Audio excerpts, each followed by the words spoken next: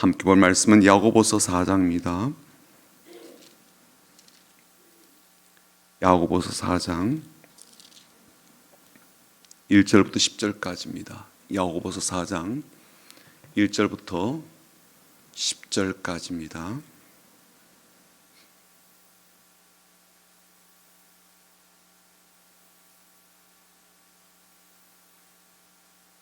야고보서 4장 1절부터 10절까지 우리 같이 읽어보겠습니다. 같이 시작. 너희 중에 싸움이 어디로부터 다툼이 어디로부터 나느냐? 너희 지체 중에서 싸우는 정욕으로부터 나는 것이 아니냐? 너희는 욕심을 내어도 얻지 못하여 살인하며 시기하여도 능히 취하지 못하므로 다투고 싸우는도다. 너희가 얻지 못함은 구하지 아니하기 때문이요 구하여도 받지 못함은 정욕으로 쓰려고 잘못 구하기 때문이라. 가늠한 여인들아, 세상과 벗된 것이 하나님과 원수됨을 알지 못하느냐? 그런즉 누구든지 세상과 벗이 되고자 하는 자는 스스로 하나님과 원수되는 것이니라. 너희는 하나님이 우리 속에 거하게 하신 성령이 시기하기까지 사모한다 하신 말씀을 헛된 줄로 생각하느냐? 그러나 더욱 큰 은혜를 주시나니 그러므로 일러스되 하나님이 교만한 자를 물리치시고 겸손한 자에게 은혜를 주신다 하였느니라. 그런즉 너희는 하나님께 복종할지어다. 마귀를 대적하라. 그리하면 너희를 피하리라. 하나님을 가까이 하라. 그리하면 너희를 가까이 하시리라. 죄인들아, 손을 깨끗이 하라. 두 마음을 품은 자들아, 마음을 성결하게 하라. 슬퍼하며 애통하며 울지어다. 너희 웃음을 애통으로, 너희 즐거움을 근심으로 바꿀지어다. 주 앞에서 낮추라. 그리하면 주께서 너희를 높이시리라. 아멘. 고민이 많던 30대 남자가 목사님께 해결책을 물었습니다. 저는 어떻게 살아야 될지 잘 모르겠습니다. 그렇게 목사님을 찾아와서 이야기를 했죠. 목사님은 그런 뒤에 대답을 해 주었습니다. 너무 걱정하지 마세요. 예수를 잘 닮아가시면 됩니다. 라고 그렇게 말씀을 드렸죠. 이 목사님의 조언을 듣고는요, 이 젊은 남자가 3개월 동안 교회를 오지 않더랍니다. 그런데 어느 날 3개월 뒤에 교회 예배당을 이분이 찾아왔습니다. 그런데 모습을 보니까 머리털은 뭐 깎지 않고 무성하고요, 수염도 깎지 않고 그런 채로 그야말로 폐인이 된 모습으로 교회에 오게 된 것이죠. 근데 이 사람이 이제 예수님의 사진을 들고 이제 목사님에게 설명하기 시작하더라는 거예요. 목사님, 저보고 예수님 닮아가라 그렇게 말씀하셨죠. 그래서 3개월 동안 머리도 깎지 않고 수염도 깎지 않고 이렇게 길렀습니다라고 그렇게 말을 하더라는 것이죠. 목사가 이제 그 사람을 보고요, 이런 이제 말을 했다고 합니다. 그렇다면 머리에 가시관을 안 쓰셨습니까? 왜 손에 못은 안 박으셨어요? 그렇게 얘기를 했다는 거죠. 예수님 닮아가라 그 말이 뭐 겉사람이 아니라 속사람이 닮아가야 된다, 그런 뜻으로 한 말을 이분이 이제 곡해를 한 것입니다. 예수님 인격과 성품을 닮아가라, 이제 그런 의미였잖아요. 그런데요, 이 말씀을 우리가 잘 알고 있습니다. 그럼에도 불구하고 예수님 닮아간다는 게 그렇게 쉬운 일이 아니지 않습니까? 오늘 본문을 보게 되면요, 굉장히 좀 심각한 내용들이 나오게 돼요. 1절에 보시면요, 다투고 싸우는 이야기가 나오거든요. 1절에 뭐라고 되어 있어요? 너희 중에 싸움이 어디로부터, 다툼이 어디로부터 나느냐? 너희 지체 중에서 싸우는 정욕으로부터 나는 것이 아니냐? 지체들끼리 싸운다는 거예요. 교회 공동체 내에 다툼이 계속되고 싸움이 끝이지 않는다면 우리는 속으로 그런 생각을 하잖아요. 차라리 문을 닫지.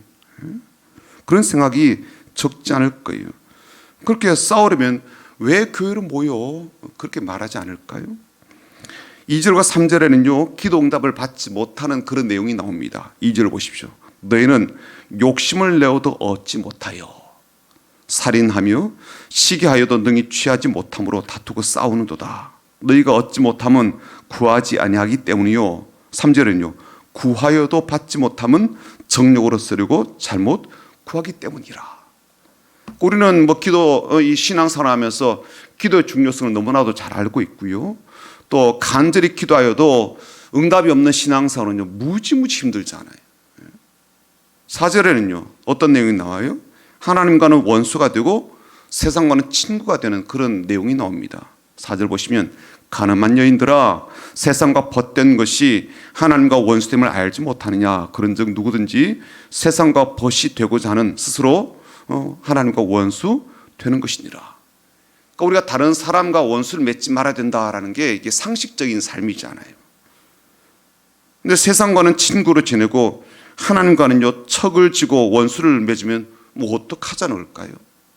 이건요 사람과의 뭐 다툼이라든지 기도 응답이 없는 그런 삶을 넘어서서 신앙생활에서는요 최악의 경우 아니겠습니까? 그런데 이들에게 왜 이런 일이 일어날까요? 정욕 때문이래요. 성경에서 말하는 정욕은요 매우 넓은 의미를 갖고 있는데 그래서 그 문맥 속에서 의미를 찾는 것이 필요합니다. 야고보서에 나오는 이 정욕은 어떤 의미를 갖고 있을까요? 우선 뭐 이기적인 욕망 이런 뜻도 있고요. 인간적 욕심 그런 의미도 있습니다. 세상을 사랑하는 것 이런 의미도 담고 있고 다른 사람과 비교해서 시기하고 질투하는 것 이것도 정욕 속에 포함되어 있어요. 자신을 높이고 자신의 존재를 드러내기 위해서 다른 사람을 비방하는 것 이것도 정욕 가운데 다 포함되어 있습니다. 쉽게 말하자면 세속적인 욕심, 욕망 이제 그런 뜻이 되겠죠. 이런 정욕이 결국 사람들에게서 싸움을 만들어내기도 하고 이게 살인까지 이어지는 경우도 있다는 거예요. 정욕을 품고 기도하니까 그 기도에는 하나님께서 응답을 하실 수가 없고요. 또 세상을 향한 정욕을 버리지 못하니까 하나님과는 점점 멀어지게 되고 세상과는 점점 가까워지게 되더라. 그런 뜻이죠. 그런데 오늘 본문을 보면요 참 놀라운 이야기가 담겨져 있습니다. 왜냐하면 야고보서 전체 주제가 믿음에 관한 것이잖아요. 그 믿음은 반드시 실천과 행동이 수반되어야 된다라는 내용을 담고 있어요. 그렇다면 이렇게 정욕 때문에 다투기도 하고 살인까지 벌어지기도 하고요. 또 기도가 온전하지 않고 올바르지도 않기도 하고 하나님과는 점점 멀어지고 세상과 벗하는 사람들의 믿음에 대해서 이야기한다면 어떻게 평가할까요? 그건 나쁜 믿음이다. 잘못된 믿음이다. 믿음이 없다. 죽은 믿음이다. 이렇게 평가를 하게 될 거예요. 그럼에도 불구하고요. 이런 사람들에 대한 하나님의 이 처방, 말씀을 통한 처방은요 매우 놀랍습니다. 첫 번째는 어떤 처방을 내리시는가 하면 이들 향해서 성령이 그들 가운데 거하신다 이렇게 말씀하고 있단 말이에요. 5절 한번 보십시오. 5절 보시면 너희는 하나님이 우리 속에 거하게 하신 성령이 시기하기까지 사모한다 하신 말씀을 헛된 줄로 생각하느냐? 그렇죠? 우리랑 좀 생각이 좀 달라요. 여기에 나오는 이 사람들은 이 너희들이라 했을 때 여기는 새로운 인물을 이야기하는 게 아니라 이미 앞서서 4절까지 언급된 부류의 사람들을 말하고 있지요. 그런데 이런 사람을 향해서도요 하나님께서 성령을 하여금 그들 가운데 거하게 하고 있다는 점이 놀랍지요.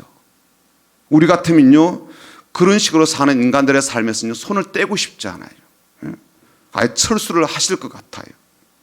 그렇게 느껴지는데 성령 하나님은 그런 자들의 삶도 포기하지 않으신다라고 지금 이렇게 말씀하고 있으니까요. 오히려 그들이 세상을 그토록 좋아하고 사랑하고 연합하고 즐기고 있는 것을요 시기할 정도로 그렇게 사모하여 사랑하기에 그들을 포기하지 않고 떠나지 않는다는 거예요. 두 번째는요 이들 향해서 하나님께서 더 큰 은혜, 더 많은 은혜를 베풀어 주신대요. 6절 한번 보십시오. 그러나 그 다음 뭐라고 되어 있어요? 더욱 큰 은혜를 주시나니. 그렇죠? 더 큰 은혜를 주시나니. 생각지도 못할 일이에요. 그러니까 은혜를 싹 거두어 가야 될 사람이 있다면 이런 부류의 사람들이잖아요. 그런데 그런 부류의 사람들에게 오히려 하나님은 더 큰 은혜를 베풀어 주십니다. 그러니까 이해할 수 없는 은혜예요. 이게 하나님께서 우리에게 이해할 수 없이 베풀어 주시는 혜택이고요. 이해할 수 없이 하나님께서 일하시는 방식이죠. 자, 그렇다면 말씀 안으로 좀 더 들어가 보자고요. 하나님께서 왜 이 사람들에게 은혜를 베풀어 주시는지, 또 이런 부류의 사람들에게 어떤 은혜를 베풀어 주시는지, 그리고 그렇게 은혜를 베풀어 주시는 속내 하나님의 이유는 뭔지를 좀 보자고요. 첫 번째는요, 하나님은 그들에게 하나님께 복종하는 은혜를 베풀어 주십니다. 7절 보십시오. 그런즉 너희는 하나님께 복종할지어다. 마귀를 대적하라. 그리하면 너희를 피하리라. 이제 알겠어요. 하나님께서 왜 이런 사람들에게 은혜를 베풀어 주시는지, 그네가 어떤 은혜인지 온전히 이해가 됩니다. 하나님께 복종하고 하나님께 나를 내어드리는 은혜를 베풀어 주셔서 마귀를 대적하고 마귀를 이기게 하십니다. 왜 그렇게 하십니까? 마귀가 하는 일이요, 거짓말하는 거잖아요. 그리고 싸우게 하는 내부 분열을 일으켰어요. 하나님의 교회가 스스로 망하게 만드는 그런 전략을 쓰고 있단 말이죠. 교회 본질 중에 하나가 연합이거든요. 교회 본질 중에 하나가 하나됨입니다. 그런데 그 연합과 하나됨을 깨트리려고 이 마귀가 무던히도 애를 쓰고 있죠. 미혹하거나 거짓말하거나 그렇게 했어요. 바로 그 일을 하나님요, 우리로 하여금 하나님께 복종하고 우리 자신을 하나님께 내어드리는 은혜를 베풀어 주셔서 완벽하게 해결하신다는 거예요. 두 번째, 어떤 은혜를 베풀어 주시는가? 우리가 하나님을 가까이 하게 하는 은혜를 베풀어 주십니다. 8절 한번 보십시오. 하나님을 가까이 하라. 그리하면 너희를 가까이 하시리라. 죄인들아 손을 깨끗이 하라. 두 마음을 품은 자들아 마음을 성결하게 하라. 사실 하나님을 가까이 하는 것은요, 우리의 본성에 포함되어 있지 않아요. 사람은 원래 죄를 짓고 나서요, 하나님께로부터 피하고 숨고 자신을 감춘 행위를 해왔습니다. 자발적으로 하나님께 나가는 사람은요, 없어요. 거의 없다고 봐야 돼요. 오히려 우리는 고난을 통해서 혹은 자신의 죄성을 깨닫고 혹은 하나님의 사랑과 용서를 알면서 하나님께 나아가게 되지, 실제로는요, 사람들 하나님을 점점점 멀리하고 멀어지려고 하거든요. 생각해 보십시오. 전혀 불편함이 없이 살던 둘째 아들이 아버지를 버리고 왜 먼 나라 갔냐고요. 아버지가 쫓아냈어요. 밥을 안 줬어요. 뭘 안 줬냐고요. 뭐가 부족해서 남의 나라로 가냐고요. 뭐가 아쉬워가지고 아버지 집을 떠나냐고요. 아버지가 뭐 이렇게 잘못했냐고요. 왜 가족을 버리고 그렇게 먼 나라로 떠나요? 이게 사람들의 실제적인 마음과 영적 상태를 잘 보여주지 않아요? 그런 이들인 우리들을 하나님은요, 하나님께로 돌아오게 하고 가까이 오게 하는 은혜를 베풀어 주십니다. 그리고 그렇게 돌아옴으로써 우리의 삶에 무슨 일이 벌어집니까? 우리의 마음을 성결하게 하시죠. 거룩하게 하시고요, 깨끗하게 하십니다. 이중적인 마음들을 정리하도록 도우시죠.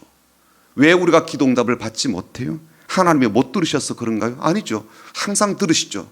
그러다 불구하고 우리가 응답을 받지 못한 이유는 뭐예요? 그 마음에 정욕이 있기 때문이래요. 내 욕심을 따라 간구하기 때문이래요. 그런데 하나님께서 우리로 하여금 하나님께 가까이 오게 하셔서 그런 은혜를 베풀어 주셔서 우리로 하여금 성결하게 하고 정결하게 하고 거룩하게 하십니다. 그리고 우리로 하여금 온전하고 정상적인 그러한 삶이 되게 하셔서 하나님과 깊은 소통 있는 친밀한 관계로 열어가신다는 거예요. 그런 관계 속에서 뭐가 주어집니까?